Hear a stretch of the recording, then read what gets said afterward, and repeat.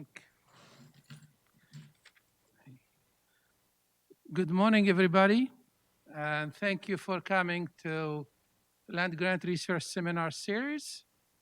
I'd like to introduce to you today's visitor and also speaker on the seminar is Dr. Henry Fadamiro. He is the Associate Agency Director and Chief Scientist Officer, Texas A&M University AgriLife Research. He is also the Associate Dean of the College of Agriculture and Life Sciences at TAMU. Dr. Fadamiro, he's basically joined AgriLife and joined TAMU early this year, a few months back. So in his role, he oversees the research program of Texas A&M AgriLife Research and coordinates faculty support programs and other initiatives to facilitate innovative research and interdisciplinary collaborations. Dr. Fadamiro recently joined, as I mentioned, Texas A&M, where he served. Before that, he was at Auburn University, where he served as Associate Dean for Research for the College of Agriculture and also Associate Director of Alabama Agriculture Experimental Station.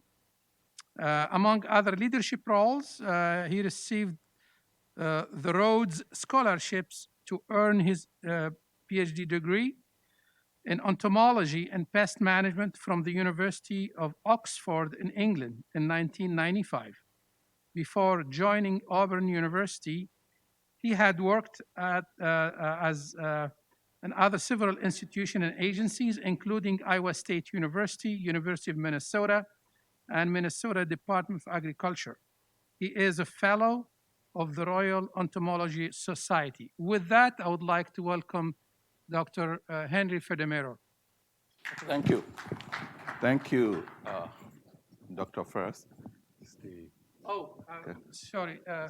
If we can have the screen, please. Thank you, Dr. First. I really appreciate that introduction. And I bring greetings from Texas A&M AgriLife, especially from our Vice Chancellor, Dr.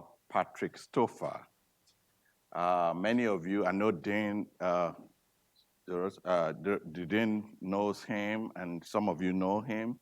He's very passionate about establishing or strengthening collaborations with Prairie View A&M University.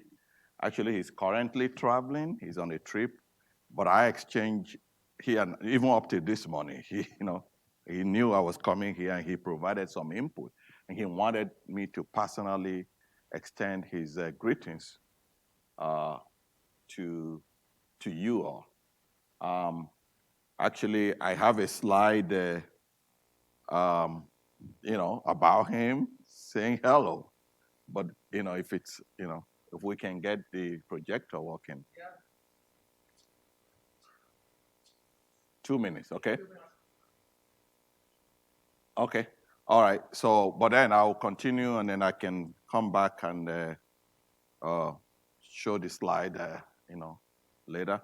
So, as my good friend, Dr. Freyas, but I call him Ali. He calls me Henry. So, as early mentioned, I'm very new to the A&M and AgriLife system, but I'm not new to the land grant system. So we're all a member of the same family, It is the same, our mission is the same. Whether it is 1890 or 1862 or 1994 land grant, it's the same mission. And what I have done in my career previously, I've had a lot of experiences in the land grant system, starting with Iowa State University, where I was postdoc for about 3 years. And that actually allowed me to really understand what it means to be in the land grant system, working with producers, working with stakeholders. And from there, University of Minnesota, again. And then last 18 years plus, I was with Auburn University, and I served in various categories, various roles or capacities. As a faculty, you know, I worked extensively with 1890s. I had a lot of projects with Tuskegee University, Alabama A&M, North Carolina A&T, and and even Fort Valley State University. So I wanted to set a background to let you know where my background is. It's all about working together. And as an administrator, at Alabama, at Auburn University, I served as Alabama statewide pest management coordinator for 16 years. Again, I work with Tuskegee and Alabama A&M, in that capacity. And then later on, I served as director of global programs. And then my last 5 years at Auburn, I served as associate dean for research and associate director of the experiment station. Again, one of my roles was to facilitate collaboration between Auburn University and Alabama's 1890. Again, there are two 1890 institutions in Alabama, Tuskegee University and Alabama A&M. So I'm very comfortable, doing this. And one of the first questions I asked when I joined Texas A&M was, what are we doing to work with Prairie View? And I was very pleased to learn that there's already some ongoing relationship. And my role is to strengthen that. That's one of the reasons why I'm here today. Another thing I want to mention was that as a faculty, I served as chair of small farms working group in the southern region, and that included several 1890s, Arkansas State, Alabama A&M, Southern University in Baton Rouge, and Tuskegee University. So again, this is in my DNA. I just want to put it that way. The last thing I want to mention about that, because this is not about me, but I just wanted to set the background so you know where I'm coming from. I'm currently serving as chair of the Diversity Catalyst Committee for the Experiment Station section, which is the National Network of Experiment Station Directors. Guess what? Guess who served in that role prior to me? Early. Early was chair of that committee when I was a member. And then Early finished his term. The group elected me to carry on Early's vision, essentially. So that's one of the areas where Early and I have worked together. And the mission of that group, one of the goals, is to strengthen 1862, 1890, and 1994 collaborations. Again, that is one of the goals of that group.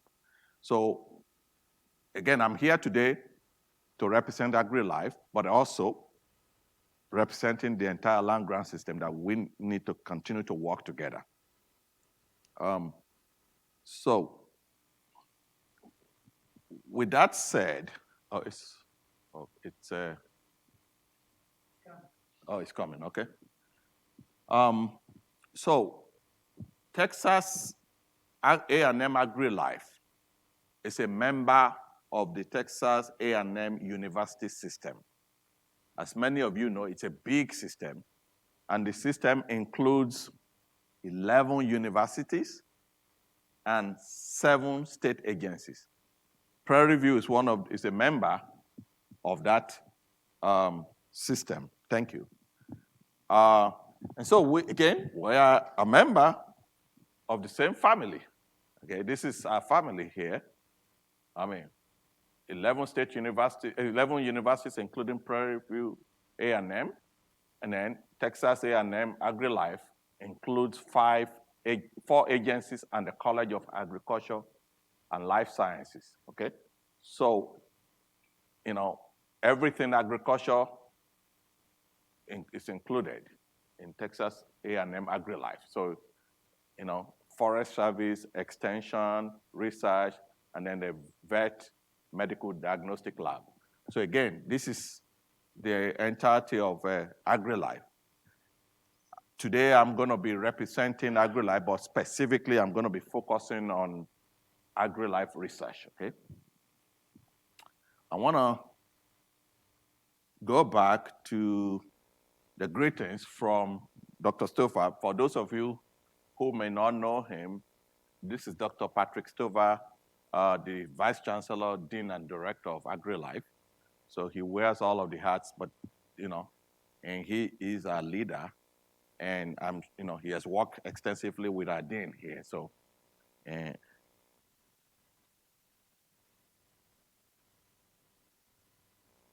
okay. So let me continue. All right. So now I'm going to talk about AgriLife. Remember, AgriLife includes 4 agencies and the College of Agriculture and Life Sciences. So I'm going to start my presentation by talking about AgriLife, and then I'll zero in on AgriLife Research, okay? Again, the mission of AgriLife is consistent with the mission of of your college here, which is to enrich Texas with comprehensive agricultural and life sciences knowledge. One of the strengths of AgriLife is our reach. We are located all over the states. The extension system is located in 250 counties in the state. There's only about 253 counties in the state. So 250 counties have an extension county office. The AgriLife Research, we have 13 regional research and extension centers all over the states. So again, that is our reach, really. The fact that we have, the network is statewide allows us to reach virtually every Texan.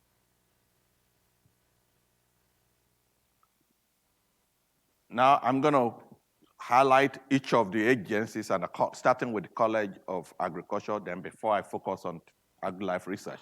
So the College of Agriculture and Life Sciences is part of the AgriLife, and it's the academic unit of AgriLife. It's one of the largest colleges of agriculture and life sciences in the country, 15 departments with over 100 degree programs, 7,000 students. That's one of the things that, we really are proud of that, and ranked in top 10 nationally. So it's a really big program, students from all over the country. And the diversity, we're actually proud of the diversity of our students. About 40% of our undergraduate population is recognized as from minority group. So it's really, we're making progress, slowly, but we're making progress.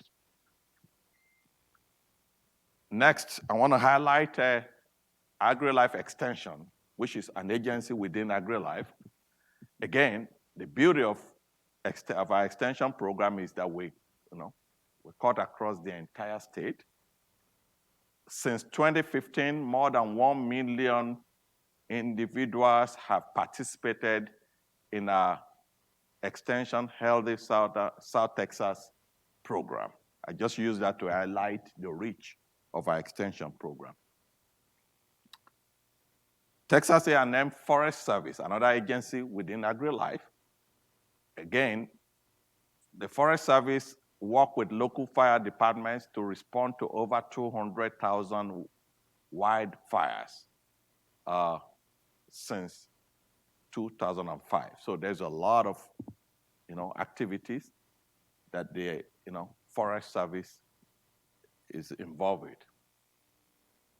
And then the last agency I want to highlight before the research, agency is the Texas A&M Vet Medical Diagnostic Lab.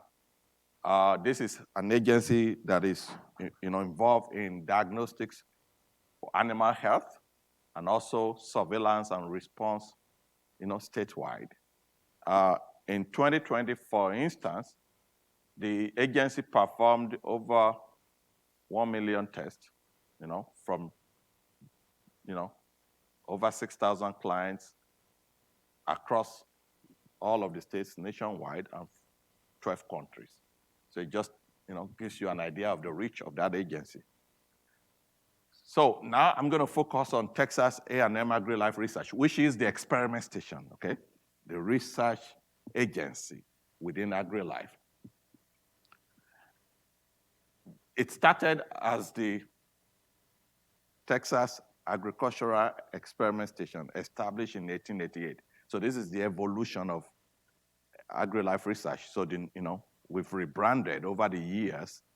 The name was changed to Texas Agricultural Research Service. And then in 2008, the name was finally changed to Texas A&M AgriLife Research. So it's a rebranding effort to include life sciences in a lot of the things we do. Again, the message is that agriculture is based on science, okay? And that is one of the messages we're trying to convey with that name. And the mission is the typical land-grant mission, okay? What we're doing is to strengthen, the land-grant mission. And when you think about the land-grant mission, it boils down to two things: people and quality of life. Quality of life for people and communities. That's all we do. In the land-grant mission, our role is to improve quality of life for the people and the communities that we serve. So this is the org chart for AgriLife Research. Obviously, Dr. Stover is the director, and he reports to the chancellor. And then we have 3 associate directors. I am in charge of this. I'm the chief scientist, so all of this, faculty support programs or the research mission is under my portfolio. And then my colleague, Elizabeth Parker, is associate director for operations. We have a lot of facilities all over the state, so she helps with a lot of our facilities. And then we have another associate director, Dr. Segun Fowler, and she is in charge of our health and nutrition-based programs, okay? And then, we have, like I told you, we have 13 research and extension centers across the state. Those center directors report to us.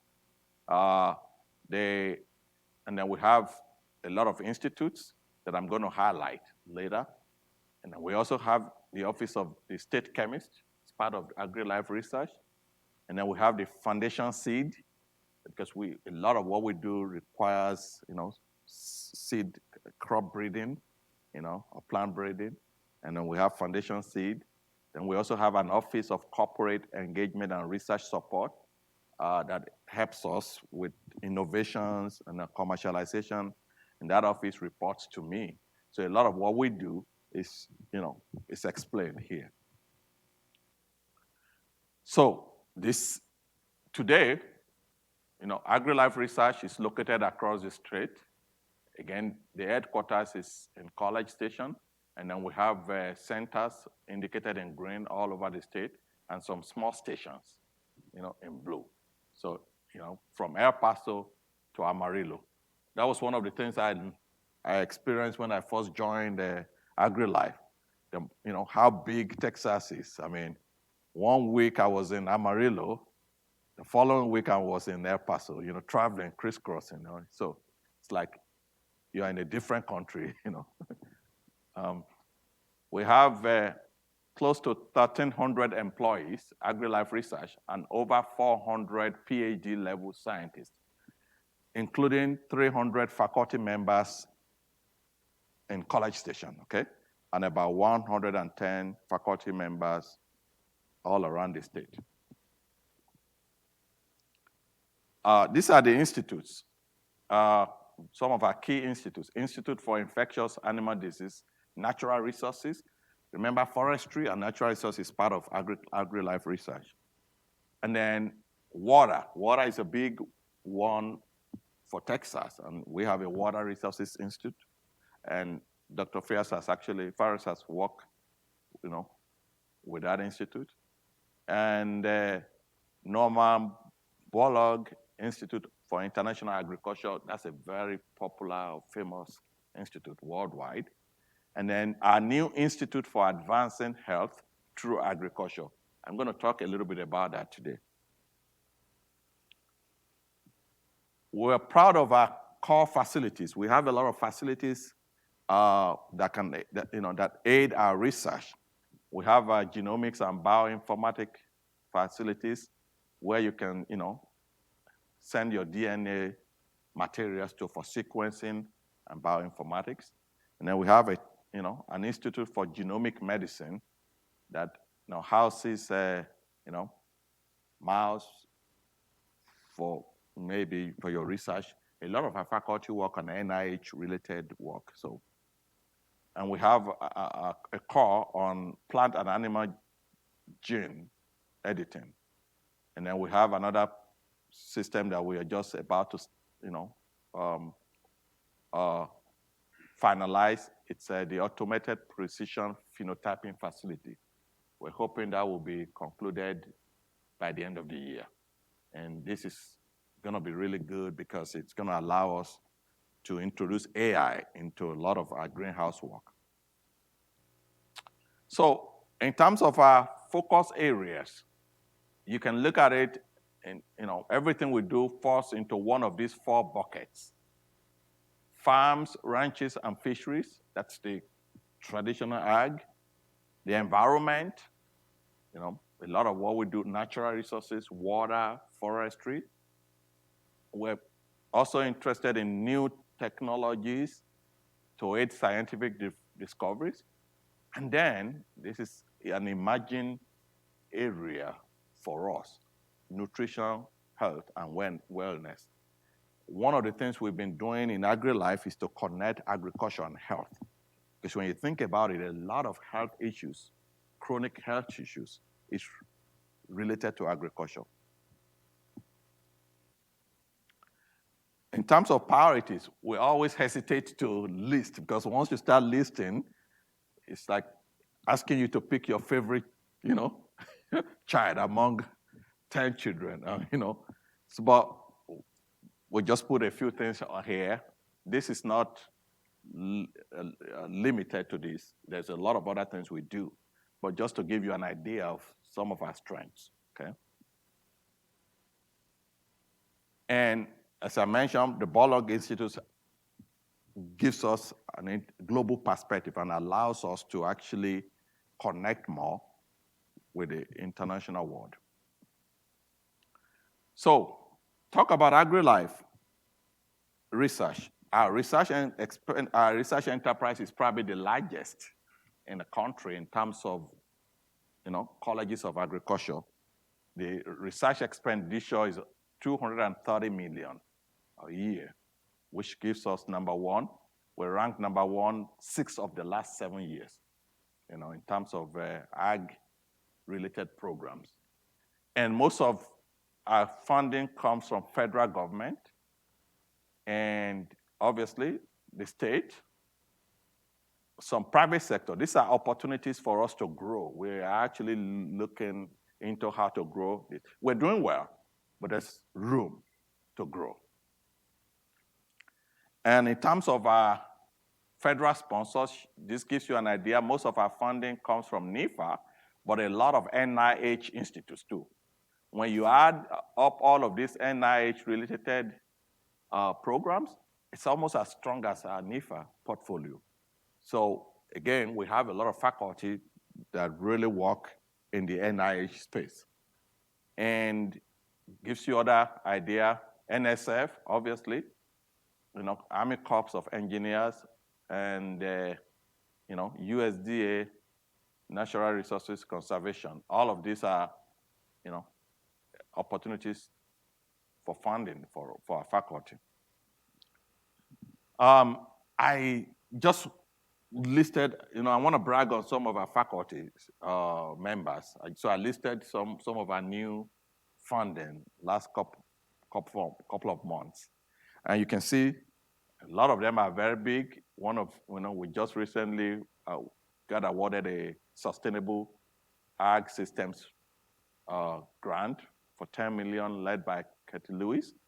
Now you can see, just to give you an idea of the kind of agencies or funding sources that our faculty are interested in. Also, if all we do is research and publish, we have not accomplished all all components of our mission. We also have to translate the information or the research information to products. And I'm proud to highlight some of innovations and licensed technologies. I know if you like, I can share some of this with you. I'll leave you with Dr. first. And just to give you an idea of some of our new technologies that our faculty have worked on. Last 5 years, we had 72 disclosed technologies that resulted in 260 IP rights, including 22 plant releases, representing 107 lines. So there's a lot of activity going on in terms of innovation and commercialization. And I've listed a few licensed technologies here. Many of you may be aware of citrus greening, the pathogen that causes citrus greening. The reason why there's still a problem is nobody can even culture it.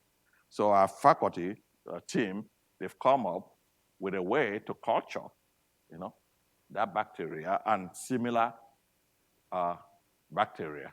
Again, there are other things here. Many of you may actually be interested in this. Somebody, one of our faculty in entomology came up with an idea, to use black soldier fly larvae to convert waste to protein. And that's already licensed. Again, these are the kind of creative ideas that come out of our faculty. On the animal side, we have a lot of, innovations. Faculty from our biochemistry and biophysics department have discovered a drug that can be used to treat, human disorders of copper metabolism. So there's a lot of other things here. I'm not going to be able to go in. I also want to mention that our faculty are also contributing to the war against COVID. They're working on that, just like maybe your faculty. So just mention that. All right, so with that background, I wanted to spend a couple of minutes talking about AgriLife Prairie View A&M University collaborations. As I mentioned, one of the questions I asked when I joined AgriLife was, what are we doing with Prairie View? And I was very pleased to learn that we're doing a lot. There's still room to improve, but we're doing a lot. So what I've done was I've compiled based on the information that I have. I know I may be missing some things here, but if I'm missing anything, please let me know so I like to document this. So if we know where we are coming from, then that can guide us as to where we're going. So my understanding is that we used to work together to develop and submit a USDA annual plan of work and reports. And we did that from 2013 to 2019. I used to do that also when I was at Auburn. Auburn, Tuskegee, and Alabama, and then we used to write our plan of work and work together to write the report. So I was very pleased to learn that was, going on here.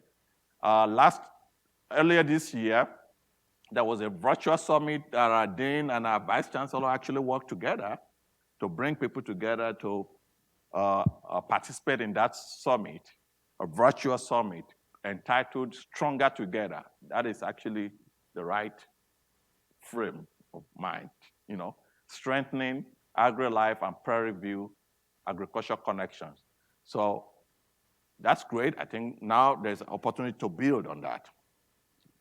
I'm also aware of another virtual symposium in April this year, between our two institutions. partnering with NASA and Trish, you know. What I also did was I went into Maestro. I wanted to see what are the current or maybe recent joint grants by our two institutions. And I was able to pull about 24 proposals. Again, if I'm missing anything, please correct me. Submitted by AgriLife and PVMU faculty during the last 4 years. And then this is the big one. We have an opportunity also to work together this coming year. We're already working right now on it. We're going to be hosting jointly the Southern Mini Land Grant Symposium in May of next year. So many of us are already working on that together. So these are some of the things that I am so proud of that we're already doing in terms of partnering together. Yes.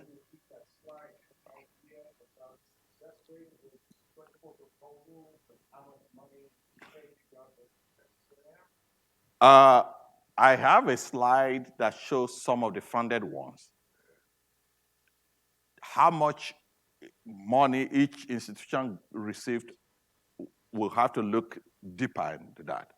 And actually, that's relevant to one discussion that Ali and I just had this morning about, collaboration. When you talk about collaboration and one institution, conceptualized the idea and did all of the thing, and then last minute I'll say, okay, let me add this institution and let's just give them peanuts. That's not true collaboration. And I have served on review panels, and reviewers can easily pick that. You can tell that, oh, this is not true collaboration. The same way with extension, you see some researchers, they'll put 95% of their budget into research and just put 5% to extension and say they are collaborating. It's clear to some reviewers that's not true collaboration. So I hear you, but we need to dig deeper into the numbers to see what is really going on.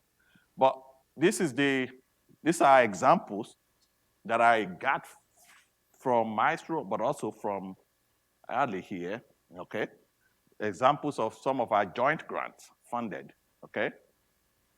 There's this REU grant that was funded. I don't know the breakdown of the budget. And then, I know, okay. So, and there is a lot of these are mostly to support students. So what this tells me is there's room to actually, develop or strengthen research collaborations in terms of grant, awards. So, but those are part of the things we need to talk about. So, fortunately, this is, okay, let's see. So it's cutting off. So there's a new institute that AgriLife just started. It's called the Institute for Advancing Health Through Agriculture, IHA. And this represents an opportunity for collaboration with Prairie View. IHA is an organizational unit within AgriLife Research. And this institute was established in partnership with USDA ARS. The mission is simply to say, okay, agriculture is the solution to human, environmental, and economic health. That is the message, that connecting agriculture to human health is very important.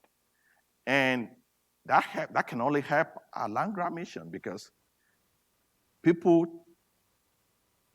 readily connect with health, okay? A lot of people don't see food production as an issue because we feel like, oh, when you go to the grocery store, you see food.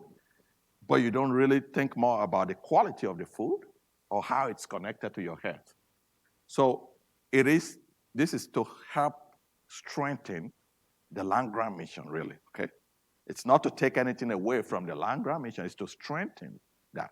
Because as our stakeholders identify more with what we do and how it's connected to their health, that can only help them to support agriculture. So that is the goal of the Institute. And the funding for the Institute came from the federal government through USDARS, and then with some state funding.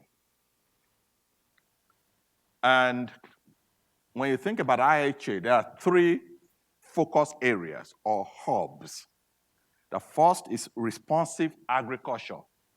Responsive agriculture means, okay, we're doing agriculture, but we have to be responsive to the environment, to climate change. How can we do agriculture in a way that is, going to make us to be sustainable long term in terms of being mindful of the environment, being mindful of effect of agriculture on health, being mindful of climate change, all of those. So that is what responsive agriculture means in this case.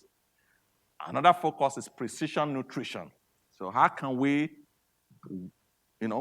work to design nutrition, with the consideration of specific individuals, okay? Your nutritional, needs may be different from mine. And how can we actually make sure that we're looking at the individual when we're talking about nutritional condition rather than, a general view of nutrition? And then healthy living. Those are the 3 focus areas of IHA.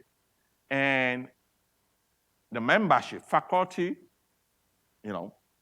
can be part of IHA in one of 3 ways. They can be permanent members. Those are the core scientists that work with IHA. We are recruiting some of those right now. Then associate members or affiliate. Some of your faculty can actually be affiliate members of IHA. We're already working with the dean about that. I'm going to talk about that.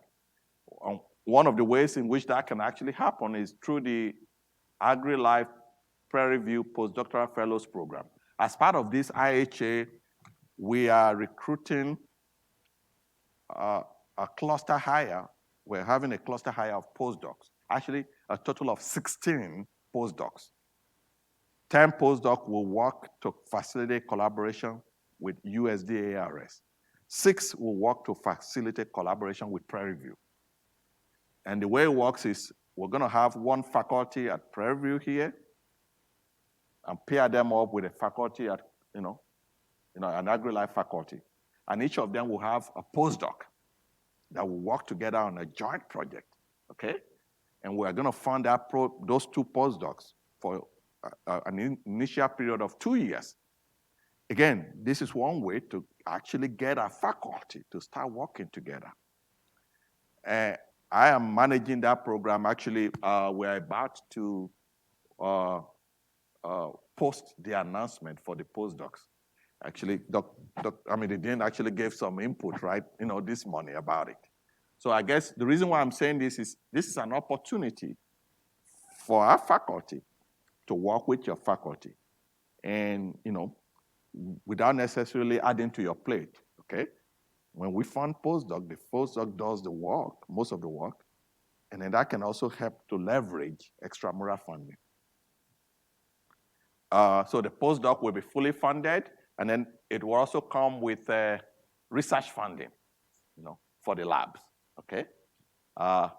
We've already identified 3 teams, by working with the administrators and the leaders, we've identified 3 teams between Prairie View and College Station that would work together. And there may be additional opportunities down the road. So connected to IHA is our new Scientific Evidence Center for Agriculture, Food, and Nutrition. So the goal of this center is to offer rigorous, non-biased information to the public and decision makers about human health and related,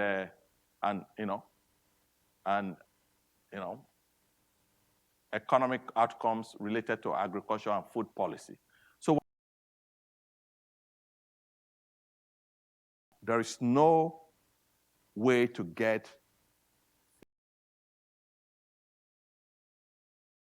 the effect of agriculture on human health. You hear people say, oh, don't eat beef. Beef is not good for you. Others say beef is good for you.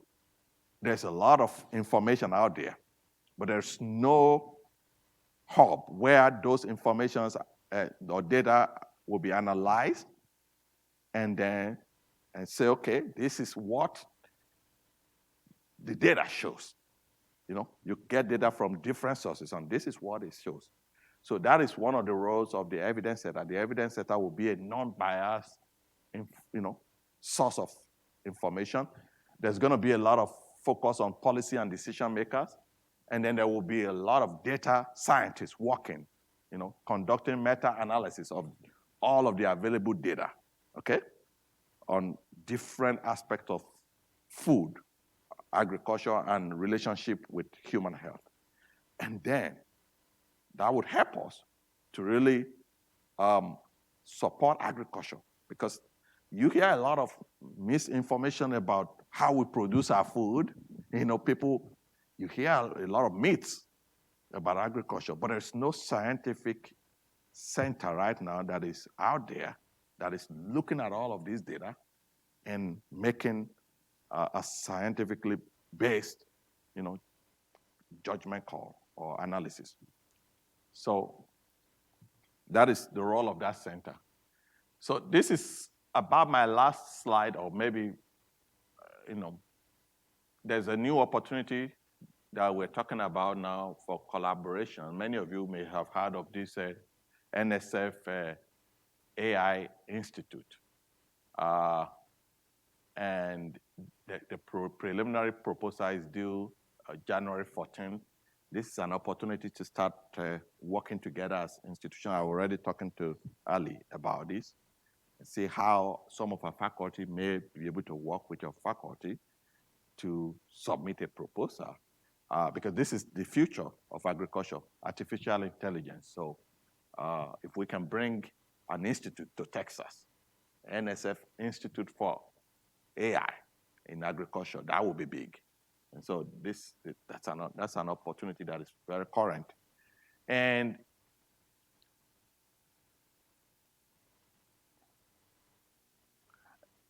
this is about my last slide. I just want to end with a short video about AgriLife that can, at least provide more information about what we do in AgriLife.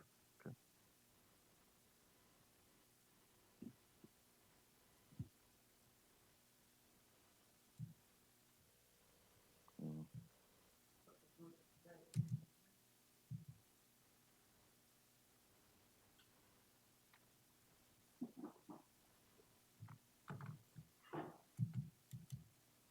Okay.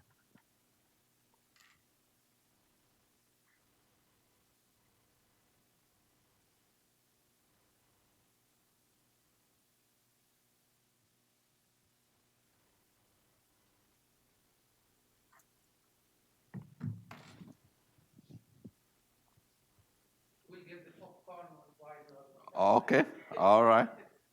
Thank you.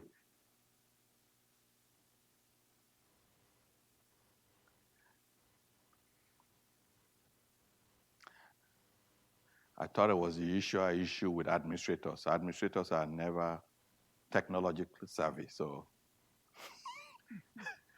yeah.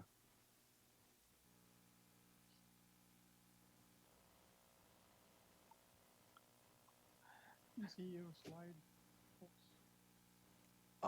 All right. So while he's doing that, I've come to the end of my presentation, really. What I want to ask next is if you have any questions, or what opportunities do you see, for us to strengthen the existing collaboration between our two institutions. That is quicker. Video file here. Actually, it's not from YouTube, right? No, it played on my, anyway, Yeah. Okay. Is it in your thumb drive? Yeah. It played on my Your computer. computer, Yeah. because it has the video in it. The thumb drive doesn't have this video. Oh, Okay, okay. so All we're right. going to open the floor for question and answer Okay. right All now, right. and I Okay. see Then someone who wants to speak. this is my.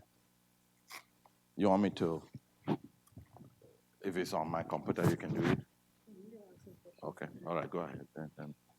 Okay, Okay. give him a round of applause for our speaker. So it wasn't Well- a scientific presentation. I didn't present my research or anything. I was just here to talk about AgriLife. So sorry if it was too simple. Well, this is great. Okay. Henry, ago, Yes. when we flew together to Honduras, Yes. to attend the university's Fighting World Hunger. Thank So it's good to see you here. Thank you.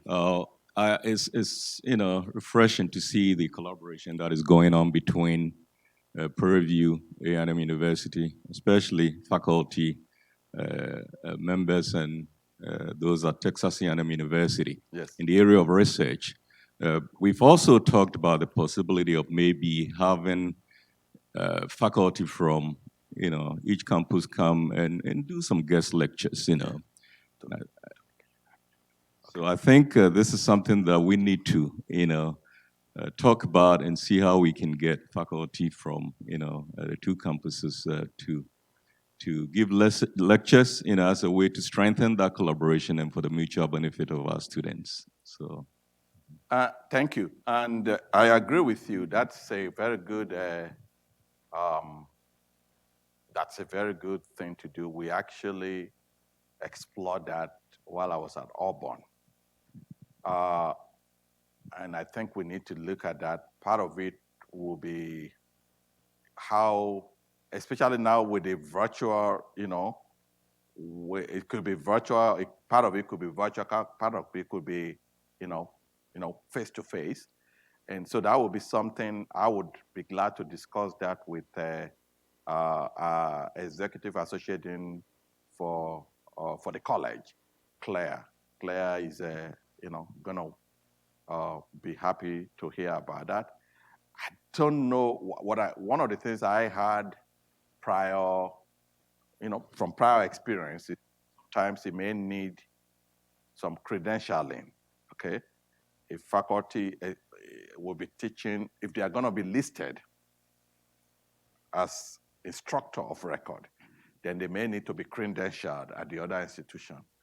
But in this case, we are in the same system, so that should be easier than, institutions that do not have any, structural connection or institutional connection.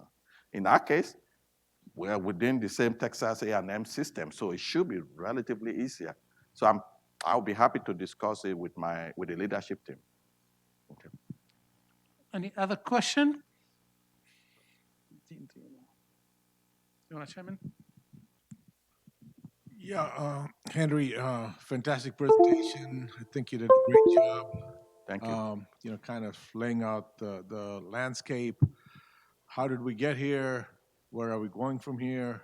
And along the way, how can we intensify these collaborations in the other mission areas? So this is research. We got the academic area, and of course, in extension, we have a strong collaboration anyway between AgriLife and our CEP agents. So I think research is one way in which to fortify this. That's where a lot of the money is. And I think that, without investing in this collaboration, it's very hard, even though we're only 45 minutes away. But I think identifying specific areas strategically makes a lot of sense instead of just a shotgun approach. And we have a history of collaboration in specific areas like veterinary medicine, for example. We have an agreement with Texas A&M whereby our pre-vet students go there. They're very successful. They also go to other universities around the country, but they go to Texas A&M. And recently, Texas A&M University veterinary school students come to Prairie View to learn about small ruminants and so on. They spend 2 or 3 weeks here at our International Goat Research Center. And so I think that's a win-win situation for both your students and ours. So wouldn't it be great if we looked at other areas in which to kind of have something similar to what you do, Dr. Farris does with the University of Texas. They have a cohort of students, and they do some virtual instruction as you have in the past year or two because of COVID. But also last year you brought the students here physically, or this year, I guess.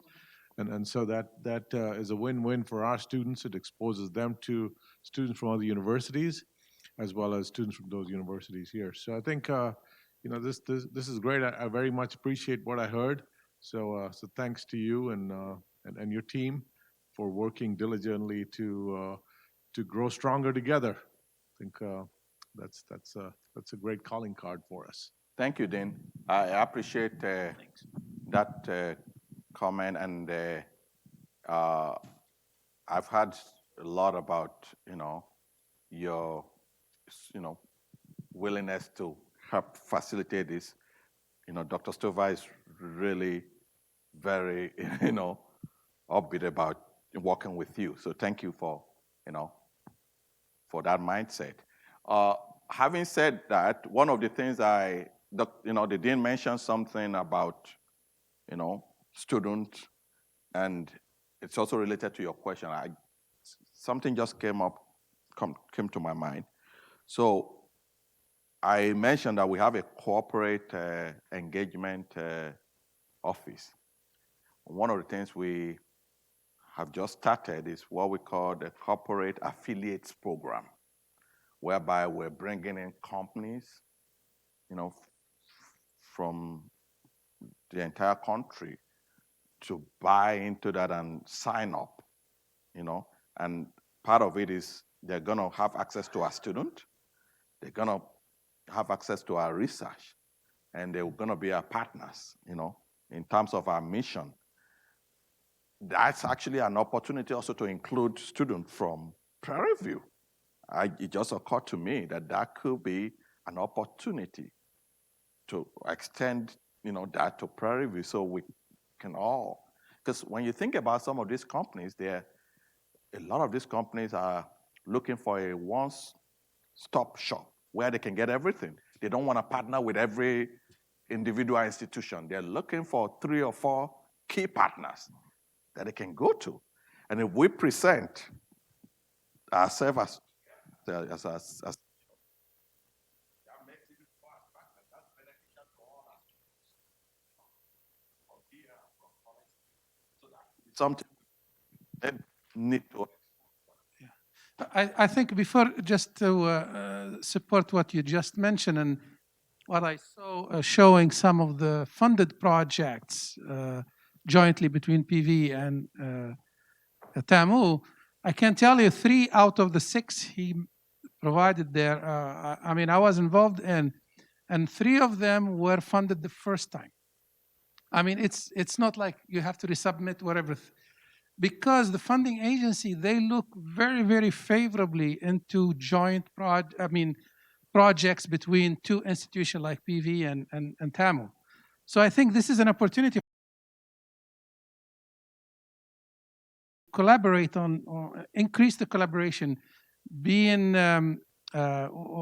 intentional about the collaboration in a way that forming teams, etc., would be, in my opinion, very, very helpful. Because I can tell you from that just statistics, you can see the success rate is very, very high. It's beneficial for both.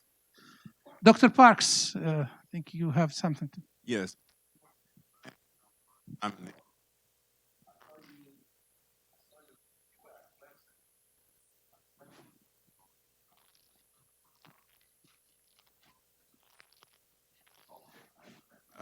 not sure what.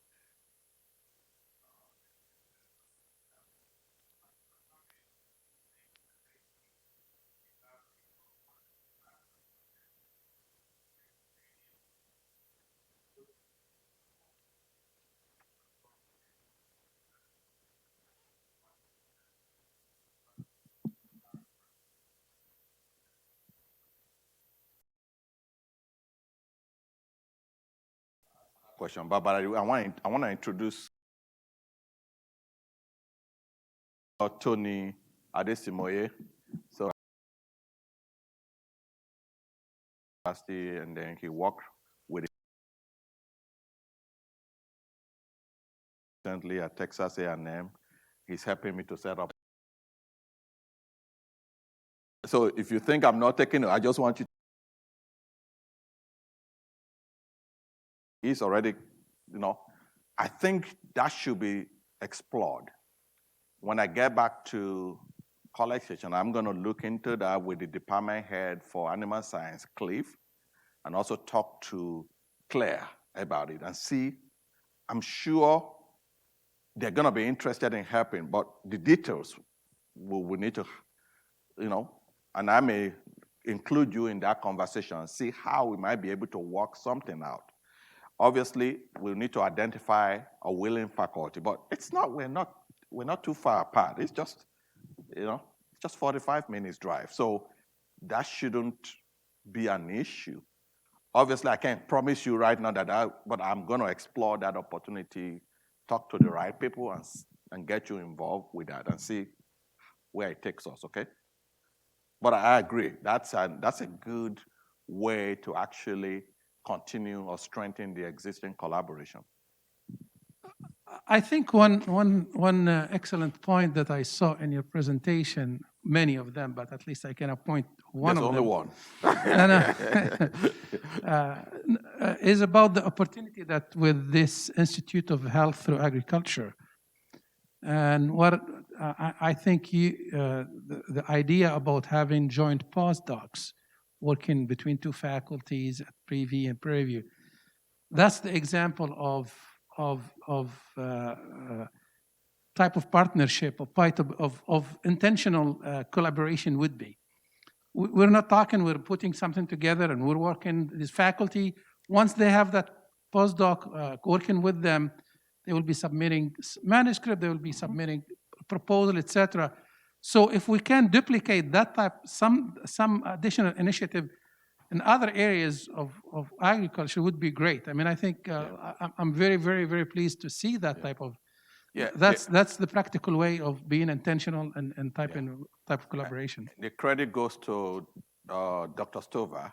It was his vision, and I will pass that message to him. And also, he's been working with the dean on that. So again, that's where leadership, when your leadership says, I'm managing the program, but the vision wasn't mine. It was his. So and when we have leaders that are willing to work together, it makes it easier to implement. So, but I will pass that compliments to, to him, okay? Any other, I mean, this is a great opportunity to interact with our colleagues from College Station. I see very good opportunities. So please don't hesitate. And you can see he's very approachable. So if you don't mind, are they mostly faculty or? These are faculty and postdoctoral fellow and research scientist and also some staff from here. Okay, good. So it's a good. I think there was somebody that had it. Extension specialist, yes. Oh, okay. And we have a virtual audience too. Oh, okay, good. Oh. Was there any comment from the Zoom? By the way, Any question? we have two via Zoom and via the link we have a streaming also. Okay. Was there any question from the virtual participant? Okay. All right. Okay. No, I didn't see any. All right, good. But anyway, I think it's this is great opportunities. He will be here. I mean, it's 12 noon, so Okay. Ms. Moore, have a question there, a comment?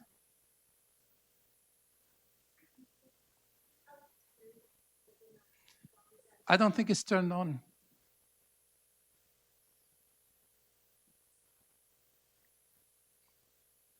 No, that's okay. We can hear you. We can repeat for the.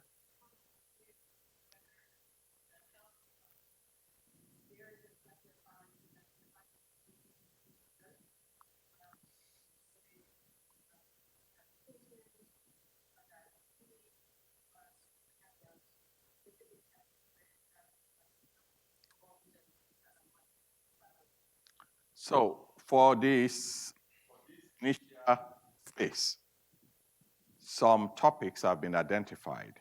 We actually work with the dean and some other folks to identify some specific topics. Remember, we're talking about 2 postdocs per team. So we, based on the funding, we're only limited to 3 teams. Okay? And those topics have been identified.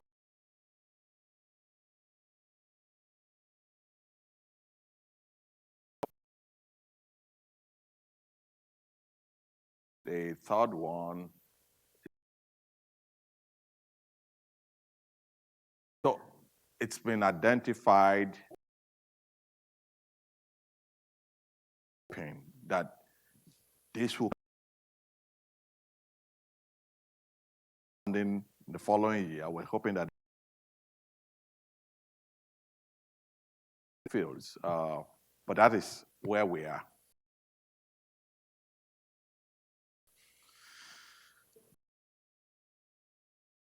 In chronic, think about Texas. That's a big chronic health issues are rooted in in food and what we eat. So that's, and also health disparities. Those are some of the topics that we are interested in.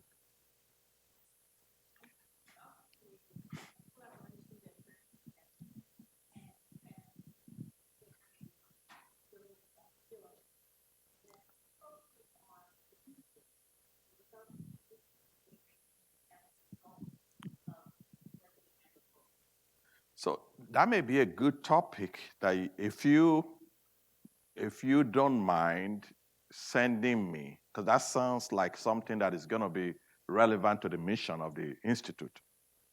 And if you don't mind sending me a statement about that, and then I will share with the leadership. We can also identify a match with at college, in College Station to work on that. Please do send it to me either through the dean or through, if you don't have my information, or through Dr. First. Okay. Okay, thank you very much. Let's give our speaker another round of applause. Thank you. Appreciate it. He will be here for the next couple of hours, so if you're interested in interacting with him, please do so. And he has his contact. We have his contacts, so be happy to entertain your comments and suggestions. Thanks a lot, and see you next week.